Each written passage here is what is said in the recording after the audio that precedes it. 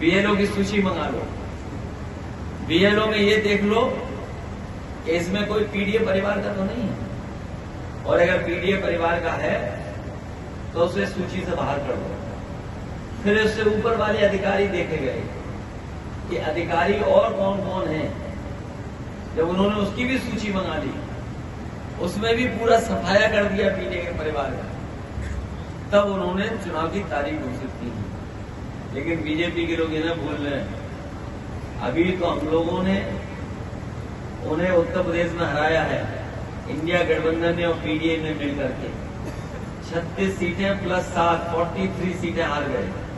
और इन्हीं कार्यकर्ताओं को अगर पता होता कि हम लोग 43 सीटें जीतने जा रहे हैं, 43 सीटें जीतने जा रहे हैं, तो हो सकता था यहाँ का कार्यकर्ता एकजुट होकर के हमें 60 से ज्यादा भी लोकसभा जिता। और अब तो हम लोग बीजेपी को हराना जान गए हैं, रणनीति बनाना जान गए हैं, लोगों का सम्मान कर करके उनको जोड़ना जान गए हैं, दूसरों को जगह दे करके त्याग करना जान गए हैं। तो देख लेना आप आने वाले समय में उत्तर प्रदेश में परिणाम, ऐसा परिणाम आएगा कि कभी बीजेपी ने सोचा नहीं होगा। हालांकि बीजेपी के लोग सो नहीं पा रहे जब से अयोध्या हारे।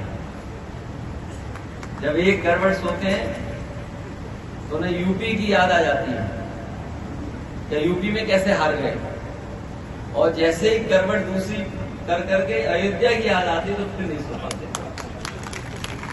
तो इतनी बड़ी हार हुई है यूपी से जिसकी वो अभी तक भरपाई नहीं करता। इसीलिए पीडीए की काट ढूंढ रहे हैं, पीडीए की काट, कि ये पीडीए को कैसे काट की जाए।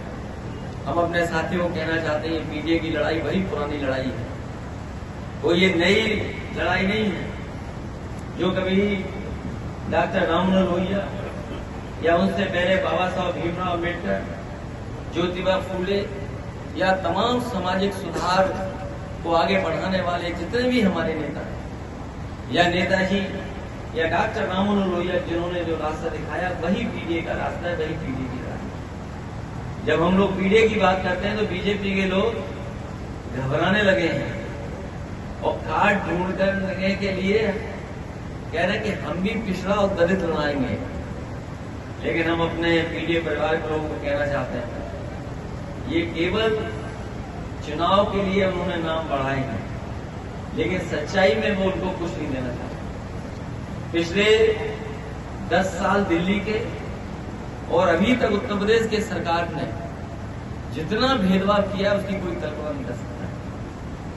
राजनीतिक तौर से भी भेदभाव किया है, समाज में भी हम लोगों के साथ भेदभाव किया है, अधिकारीगण होंगे वो जानते हुए भेदभाव किया है, और इतना अन्याय भी कभी नहीं हुआ होगा जितना अन्याय सरकार में हुआ है। जो लोग सरकारी कर्मचारी होंगे या सरकार के आसपास काम करते होंगे वो जानते होंगे इतना भेदभाव कभी नहीं हुआ, इतना अपमानित भी कभी नहीं होना पड़ा। और हम लोगों ने ऐसे भी समय देखा, ऐसा मौके देखे जहां पर इन्होंने हर सीमा को लांघे तोड़ दिया।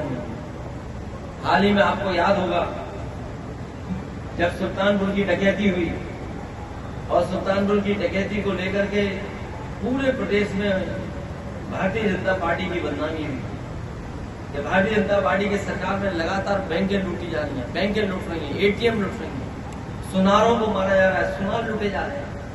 हम आपसे कहेंगे कि बड़ी जिम्मेदारी के साथ वो आंकड़े भी अगर आप निकालोगे तो अभी तक जितनी बैंक डकैतियां हुई हैं सबसे ज्यादा भारतीय जनता पार्टी की सरकार में। इसके साथ साथ हमारे सुनार या सोने का काम करने वाले कारोबारियों का सबसे ज्यादा हत्या अगर कभी हुई है तो भारतीय जनता पार्टी की सरकार में। जब वो जवाब नहीं दे पाए तो आपको याद होगा मंगेश यादव की इन्होंने हत्या करने का काम, और उसपे भी जब सवाल हम लोगों ने खड़े किए तो सोचिए सरकार ने क्या किया, बैलेंस करने के लिए एक छतरी को मार दिया। बताइए कहीं हत्या करके बैलेंस किया जा सकता है क्या किसी को? पहले तो आपने एक हत्या की और फिर उसको बैलेंस करने के लिए दूसरी हत्या कर दी। इस सरकार ने मुठभेड़ के बहाने एक हत्या नहीं की है, 2-2 हत्याएं की हैं। और न केवल उत्तर प्रदेश बल्कि देश की जनता जानती है कि भारतीय जनता पार्टी न संविधान मानती, न कानून मानती और न ही लोकतंत्र पर भरोसा करने वाली पार्टी है। इसलिए जब कभी भी जनता को आने वाले समय में मौका मिलेगा, भारतीय जनता पार्टी को ये सबक सिखाने का काम